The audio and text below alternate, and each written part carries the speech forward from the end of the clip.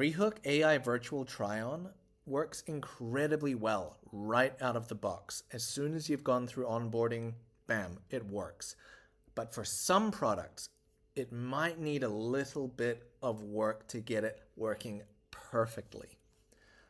For example, we have these hoop earrings. Now, from this image, you can't really tell the scale of the earrings. You can't tell if they're very large or very small. So let's just try them on and see how they look. Okay, so they're fairly large, but let's imagine if these earrings are just not actually that big. Maybe they're a lot smaller. Well, the good news is we can get there. Let's go over back to our dashboard and scroll down to rules. And you'll see this is override garment and photo detection. So click on rules. So the first thing you're going to do is start a new category. And we'll just call this hoop earrings.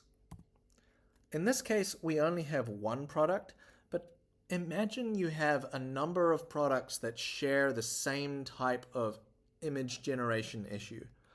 So in this case, we'll say, make the hoop earrings very, very small. And we're going to create this category. This is an instruction. So this will get fed through to the image generator to help instruct and override the image generation. Now we have this. It's called hoop earrings. That can be called whatever you want. And this is the prompt. Now we can add products. So click on add. And you can add by collection, vendor, product type, or tag. But I'm just going to add a single product. And you can go product title and hoop. Great. And we can add this. So now on this product page, it will pass through this prompt into it. Okay, and that should be saved. Now if we go back and have a look, they were quite large.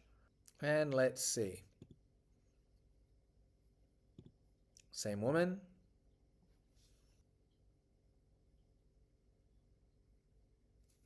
Okay, and now you can see they're much smaller.